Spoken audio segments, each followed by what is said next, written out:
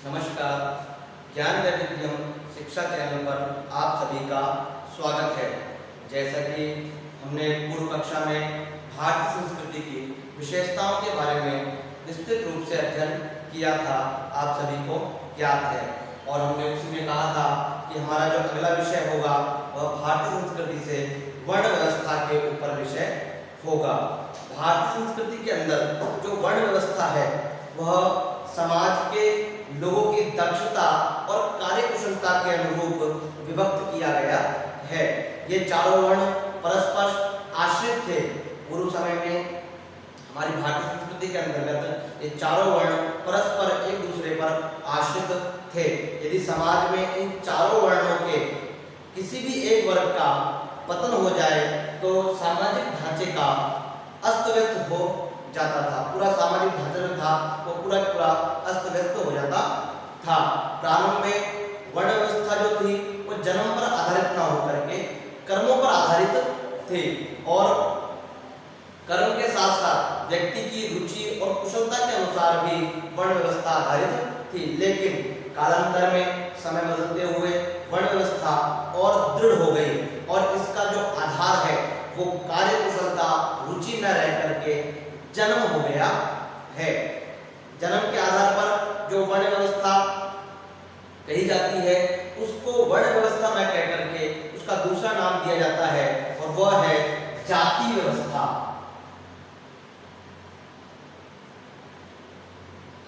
उसको हम जाति व्यवस्था कहेंगे। सबसे अंतिम में हम वर्ण व्यवस्था और जाति व्यवस्था में क्या अंतर है इसके बारे में डिस्कशन करेंगे अच्छे से। उससे पूर्व हम वर्ण व्यवस्था की उत्पत्ति कैसे हुई, इन वर्णों की उत्पत्ति कैसे हुई, इसके बारे में विस्तृत अध्ययन करेंगे। वर्णों की उत्पत्ति के लिए अनेक प्रकार के सिद्धांत हैं, जैसे कि कोई पुरुष से इसका उत्पत्ति मानता है, कोई गुण और कर्म के अनुसार इसकी उत्पत्ति मानता है, कोई आवश्यकता, जैसे जिसको आवश्यकता पड़ी वैसा उसने किया उसके अनुसार उसकी उत्पत्ति मानता है, और कुछ लोग व्यवसायिक उत्पत्ति इसका मानते हैं। इसी के अंदर सबसे पहला जो है वह है पुरुष से उत्पत्ति का सिद्धांत। वर्णों की उत्पत्ति में पुरुष से उत्पत्ति का सिद्धांत। तो पुरुष के उत्पत्ति में सर्वप्रथम देखते हैं कि एक पुरुष का एक वो है मंत्र है कि ब्राह्मणों से मुखमासीत् बाहु राजन्यः कृतः ऊरु तदसजित वैश्यः पदभ्यागु शूद्रो अजायतः। इसके अंदर पुरुष से ब्राह्मणों से मुखमासीत्, ब्राह्मण की उत्पत्ति मुख से मानी गई है, और बाहु राजन्यः, बाहु से क्षत्रियों की, राजन्य की, ऊरु तदसजित वैश्यः, जंघाओं से वैश्य की उत्पत्ति मानी गई है, और पदभ्याम शूद्रो अजायतः, यानी कि पैरों से शूद्र की उत्पत्ति मानी गई है। इस प्रकार से जो पुरुष के अंदर जो वर्णों का उत्पत्ति का सिद्धांत बताया गया है वह ये है कि मुख से ब्राह्मण की उत्पत्ति, बाहु से क्षत्रिय की उत्पत्ति, जंघाओं से वैश्य की उत्पत्ति और पैरों से शूद्र की उत्पत्ति मानी गई है। दूसरा जब हम सिद्धांत देखते हैं गुण और कर्म का सिद्धांत, कि किसके अंदर कौन सा गुण होता है, उसके अनुसार कौन सा किसका कर्म होता है, उसके अनुसार जब उत्पत्ति के सिद्धांत की बात आती है तो ब्राह्मण की जो गुण है वह सत्व गुण प्रधान होता है। ब्राह्मण जो होता है वह सत्व गुण प्रधान होता है, और क्षत्रिय जो है वह रज गुण प्रधान होता है, और वैश्य रज और तम गुण प्रधान होता है, और शूद्र जो है वो तमो गुण प्रधान होता है। इसी प्रकार से जो कर्म है, अब ब्राह्मण के कर्म कैसे हैं, तो ब्राह्मण के कर्म जो है वह निर्मल प्रकाशक व राग रहित बताए गए हैं। उसी प्रकार से क्षत्रिय के जो कर्म है वह चंचल और इच्छा युक्त बताए गए हैं। उसी प्रकार से जब हम अज्ञान और भ्रमयुक्त कर्म बताए गए हैं। उसी प्रकार से शूद्र के अंदर जब हम देखते हैं तो अज्ञान, भ्रम व आलस्य युक्त कर्म बताए गए हैं। इसी प्रकार से हमने यहाँ देखा कि गुण और कर्म के अनुसार जो उत्पत्ति का सिद्धांत है उसमें ब्राह्मण का सत्वगुण प्रधान होता है, क्षत्रिय का रजोगुण प्रधान होता है, वैश्य का रज और तम गुण प्रधान होता है, शूद्र का तम गुण प्रधान होता है। उनके जो कर्म होते हैं निर्मल, प्रकाशक और राग रहित होते हैं, चंचल, इच्छा युक्त क्षत्रिय के होते हैं, अज्ञान और भ्रम युक्त वैश्य के होते हैं, अज्ञान, भ्रम और आलस्य युक्त जो है शूद्रों के होते हैं। उसी प्रकार से ब्राह्मणों का शीत वर्ण बताया गया है, श्वेत वर्ण बताया गया है, क्षत्रिय का लोहित वर्ण जो लोहे वाला वर्ण होता है वो बताया गया है, और वैश्य का पीत वर्ण पीला वर्ण बताया गया है, और शूद्र का जो है असित वर्ण यानी सबसे मिला हुआ वर्ण बताया गया है। तो ये हमारा था वर्णों की उत्पत्ति का सिद्धांत में प्रथम पुरुष के उत्पत्ति से, द्वितीय हमने गुण और कर्म के अनुसार उत्पत्ति कैसे हुई इसके बारे में हमने चर्चा की। इसके बाद हमारे पास जो तीसरा सिद्धांत आता है वह है आवश्यकता का सिद्धांत। मैं साइड में लिख देता हूं सिद्धांतों को ताकि आप लोग ये कॉपी में लिख रहे हो तो उसको देख करके लिख लीजिएगा। पहला है पुरुष से उत्पत्ति, दूसरा है गुण व कर्म से उत्पत्ति, तीसरा है आवश्यकता का सिद्धांत, और चौथा है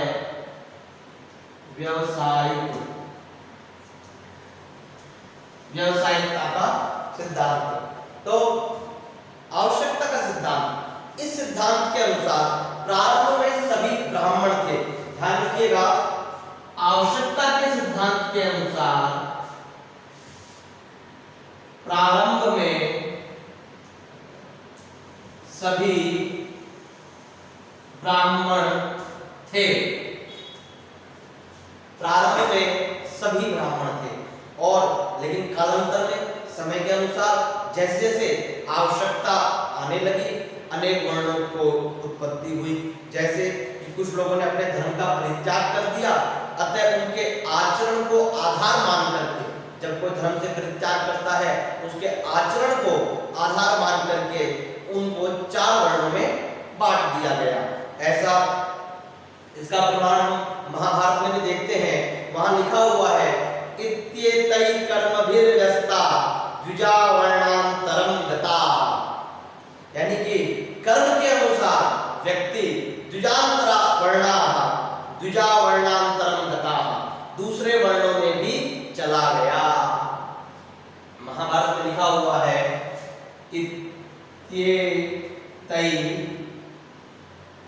इत्येतै कर्मभिर्व्यस्ता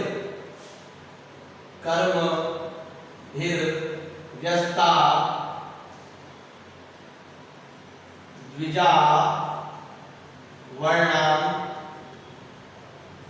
वर्णांतरम गता, यानी कि कर्मों के अनुसार व्यक्ति दूसरे वर्णों में भी चला गया। और वर्णों का स्थानांतरण भी संभव था। जैसे कि हमने प्रत्यक्ष देखते हैं कि भगवान जो इंद्र हैं वह ब्राह्मण है लेकिन वह कर्म से क्षत्रिय है, और ईश्वर मित्र एक ऋषि हुए थे जो जन्म से क्षत्रिय थे और अपने तपोबल से तपस्या करके उन्होंने ब्राह्मण तत्व प्राप्त किया, ब्राह्मण तत्व को प्राप्त किया उन्होंने। तो इस प्रकार ये जो आवश्यकता का सिद्धांत है ये कहता है कि जैसे मनुष्य की आवश्यकता हुई उसने वैसा कार्य कर लिया। और चौथा सिद्धांत जो आया वो है व्यावसायिकता का सिद्धांत। व्यावसायिकता के सिद्धांत के अंदर बुद्धि के आधार पर स्वयं व्यक्ति बुद्धि के आधार पर जो व्यवसाय कर सकता है, कोई व्यक्ति बुद्धि के आधार पर जो व्यवसाय कर सकता है उसी को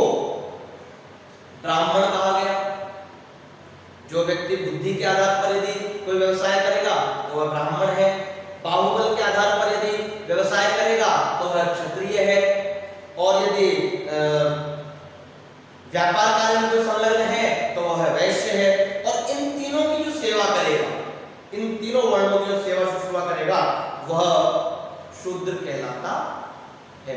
व्यवसायिक सिद्धांत के अनुसार, व्यवसायिकता के सिद्धांत के अनुसार क्षमता में परिवर्तन होने पर, ध्यान रखिएगा, व्यवसायिक सिद्धांत के अंदर आवश्यकता का सिद्धांत तो कर्म के अनुसार परिवर्तन करता है, लेकिन व्यवसायिक सिद्धांत जो है वो क्षमता के अनुसार परिवर्तन होने पर वर्ण में परिवर्तन संभव था, वर्णों में परिवर्तन संभव था। यहाँ पर व्यवसायिकता के सिद्धांत के अंदर क्षमता के अनुसार, यदि किसी व्यक्ति के अंदर सेवा करते करते ही यदि व्यापार करने की क्षमता आ गई तो व्यापारी हो गया, वो वैश्य हो गया, इस प्रकार से आगे है। अब हम इन चार जो वर्ण हैं हमारे, ब्राह्मण, क्षत्रिय, वैश्य, शूद्र, इनके बारे में अध्ययन करेंगे। सबसे पहले हम देखते हैं ब्राह्मण।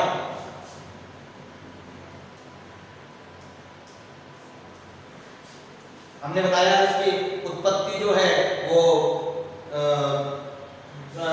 पुरुष के मुख से हुई है, पुरुष के मुख से हुई है और सबसे श्रेष्ठ माने जाते हैं, क्योंकि लिखा भी है विप्राणाम जानतो श्रेष्ठम ज्येष्ठम, जो विप्र है सबसे ज्यादा ज्ञानी है वही श्रेष्ठ माना जाता है। व्यक्तियों के अंदर जो सबसे ज्यादा ज्ञानी होता है वही श्रेष्ठ माना जाता है, और ज्ञान के अंदर ब्राह्मण सबसे अधिक होते हैं। इसलिए चारों वर्णों में सबसे श्रेष्ठ वर्ण जो है वो कौन सा है? ब्राह्मण। पुरुष सूक्त के अनुसार इसकी उत्पत्ति कहां से हुई है? मुख से हुई है, और सत्व गुण प्रधान है। कौन सा गुण प्रधान है? सत्व गुण प्रधान है।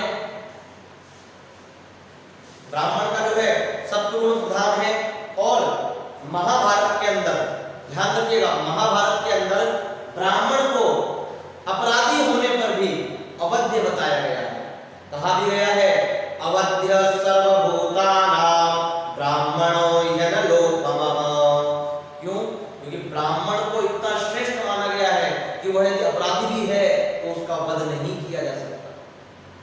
वह यदि अपराधी भी है तो उसका वध नहीं करेगा। ऐसा महाभारत जो हमारा ग्रंथ है उसके अंदर लिखा हुआ मिलता है।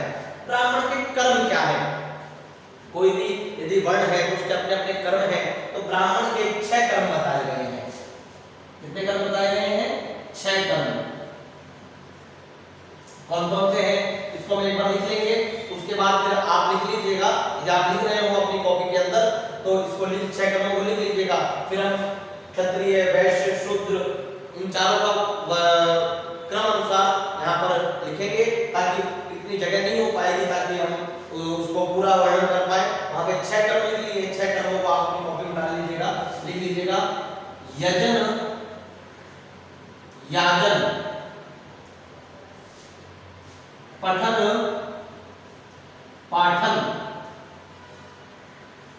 और दान, प्रतिग्रह। प्रतिग्रह कहते हैं दान लेना, दान देना। यह दान लेना है, यह दान देना है। दान देना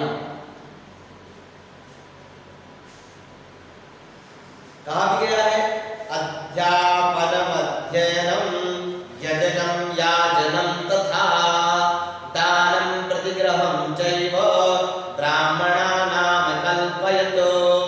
इसी प्रकार से ब्राह्मणों का 6 कर्म बताया गया है। आप लोग लिख लीजिए, या स्क्रीनशॉट लेना चाहते हैं तो ले लीजिए। उसके बाद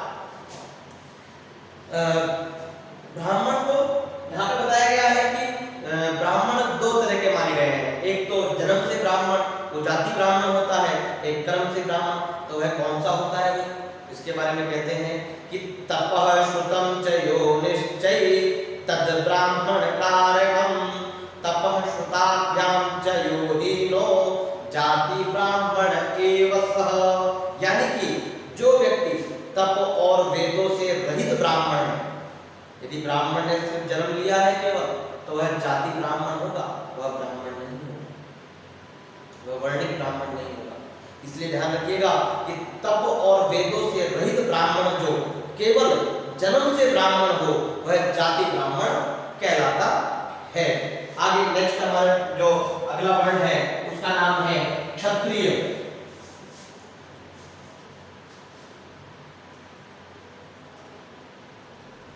क्षत्रिय। अब इसकी जो उत्पत्ति बताई गई है वह है बाहु। बाहु बताई गई है। अच्छा, क्षत्रिय के बारे में कहा गया है क्षता किल त्रायते, नाश होने से बचाने वाला। वह कौन है? क्षत्रिय, यानी कि बचाने वाला। इसका गुण क्या हो गया? बचाने वाला। और इसके अंदर कौन सा गुण होता है? तो इसके अंदर होता है रज गुण प्रधान होता है। रज गुण प्रधान होता है। उसके बाद क्षत्रिय के कर्म बताए गए हैं। क्षत्रिय के बहुत सारे कर्म बताए गए हैं गीता के अंदर। शौर्यम तेजो धृतराक्षम युद्धे च पलायनम दानमीश्वर भावश्च क्षात्र कर्म स्वभावजम। क्या क्या बताए गए हैं तो लिखते हैं। इसके भी 6 कर्म बताए गए हैं, 7 कर्म बताए गए हैं गीता के अंदर। कौन कौन से? तो बताते हैं कि तेजो धैर्यम, सबसे पहले तेज, धैर्य, ईश्वर भाव, दान देना, युद्ध से अपलायन,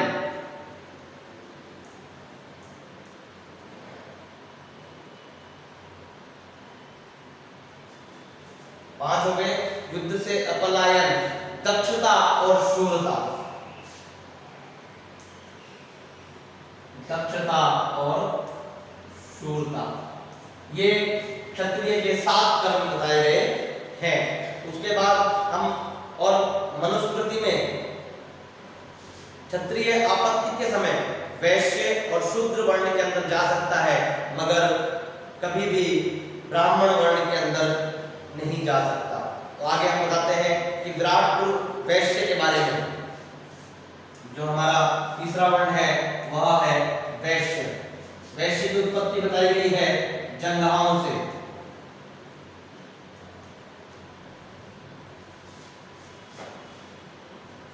वैश्य की उत्पत्ति जो बताई गई है वह जंगहाओं से बताई गई है।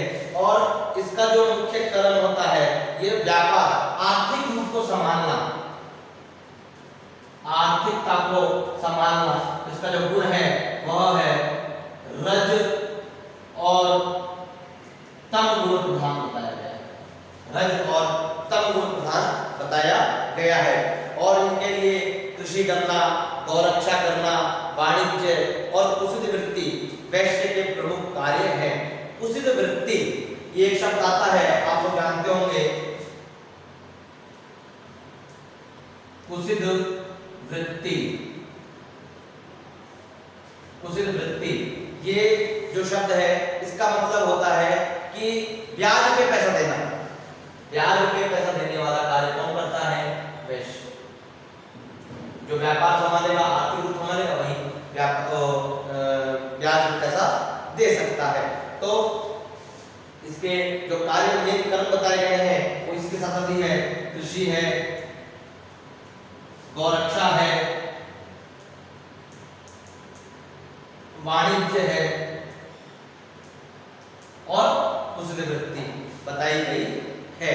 वैश्य के पास स्थित संपत्ति पर पूर्णता वैश्य का अधिकार नहीं होता है, बल्कि आवश्यकता पड़ने पर सामाजिक संपत्ति भी मानी जा सकती है, या मानी जा सकती थी, है नहीं थी, क्योंकि अभी इस समय तो ऐसा नहीं हो सकता, आप भी जानते हैं।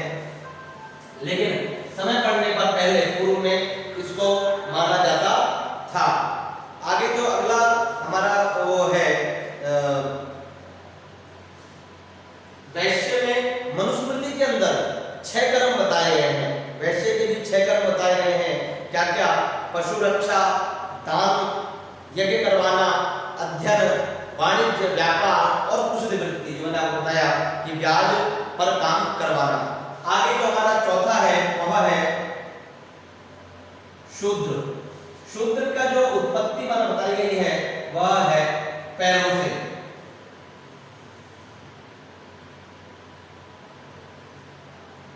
पैरों से उत्पत्ति बताई गई है और इसका जो मेन है वो है सेवा।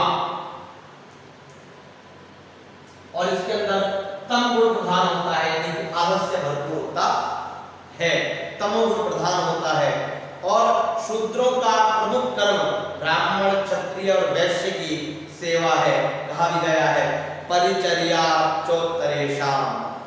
मनुस्मृति में भी कहा गया है कि एतेषामेव वर्णानां शुश्रूषा मनसूयसा, यानी कि इनकी सेवा करना। एतेषामेव वर्णानां शुश्रूषा मनसूयया, कर्मों के आधार पर शुद्ध ब्राह्मण तत्व को भी प्राप्त कर सकता है। शूद्र जो है वह कर्म करके ब्राह्मण तत्व को भी प्राप्त कर सकता है, कर्मों के आधार पर। महाभारत में भी कहा गया है कि जो शूद्र धैर्य, इंद्रिय निग्रह, सत्य पालन, क्रोध त्याग आदि के द्वारा पूर्ण निष्ठा से अपने स्वामी की सेवा कर चुका हो, वह राजा की अनुमति लेकर के विभिन्न आश्रमों में प्रवेश कर सकता था। लेकिन शूद्र के लिए एक आश्रम के लिए त्याग है संन्यास। शूद्र कभी भी संन्यास आश्रम में प्रवेश नहीं कर सकता। वेद और अब यहाँ पे एक बात कही गई है जो भेदभाव की है, मैं आपको बताता हूँ कि दुष्लोपी द्विजः पूज्यो न शूद्रो विजितेंद्रिय। यदि शूद्र विजितेंद्रिय है, शूद्र यदि राजा भी है ना तो उसको पूज्य नहीं होता है कभी भी। लेकिन दुशीलो द्विजः, यदि ब्राह्मण दुशील यानी कि दुष्कर्मी भी है तो वह भी पूज्य होता है। ऐसा हमारे ग्रंथों में लिखा हुआ है। बाकी आप तो सब समझदार है, तो हमने आपको बता दिया। इसका स्क्रीनशॉट ले लीजिए, आप यदि लेना चाह रहे हैं तो। हाँ, आगे मैंने आपको बताया था शुरुआत में कि हम वर्ण और जाति के अंदर क्या अंतर है इसके बारे में आज आखिरी समय में बात करेंगे। वर्ण और जाति, भाई वर्ण क्या है और जाति क्या है? वर्ण और जाति ध्यान रखिएगा, वर्ण कितने हैं? मात्र 4, लेकिन जातियां कितनी हैं? अनेक। जातियों की कोई संख्या नहीं है, बहुत सारी जातियां हैं। वर्ण में परिवर्तन सरल था, परिवर्तन सरल, लेकिन आप लोग खुद सोचिए क्या जाति के अंदर परिवर्तन सरल है क्या? नहीं है। तो यहां पर परिवर्तन कठिन है।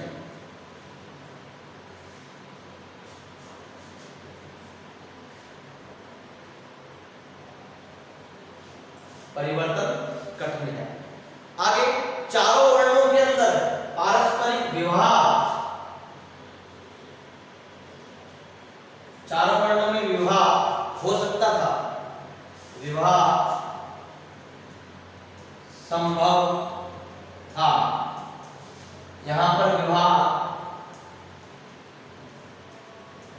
संभव नहीं है। क्या परस्पर जातियों में विवाह हो सकता है क्या? कभी नहीं हो सकता। ब्राह्मण कभी वैश्य से विवाह नहीं कर सकता हमारे यहाँ पे। या फिर हम यह कहें कि कोई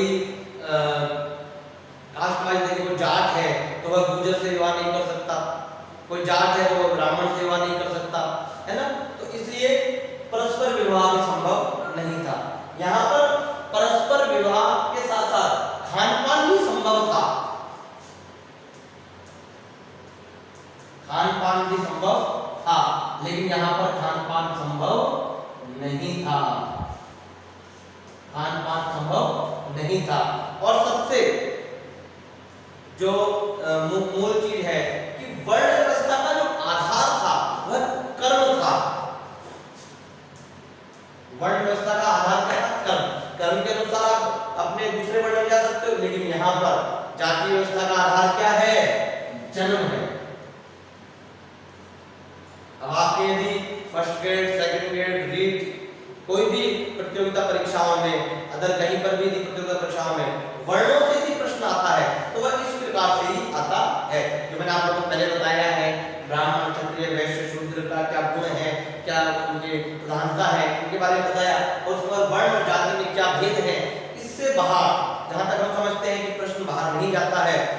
आप लोगों को लिए जो ये हम वीडियो लेकर के आ रहे हैं, इससे आप लोगों को जहाँ तक सुविधा हो रही है उसके लिए हम हमारे चैनल को लाइक करें, सब्सक्राइब करें, ज़्यादा से ज़्यादा शेयर करें। और कोई भी आपका सुझाव इस वीडियो के लिए कुछ इस विषय के संबंधित यदि कोई सुझाव आपका हो तो नीचे कमेंट बॉक्स में लिख करके हमें तुरंत भेजें। धन्यवाद, बहुत बहुत धन्यवाद आप सभी।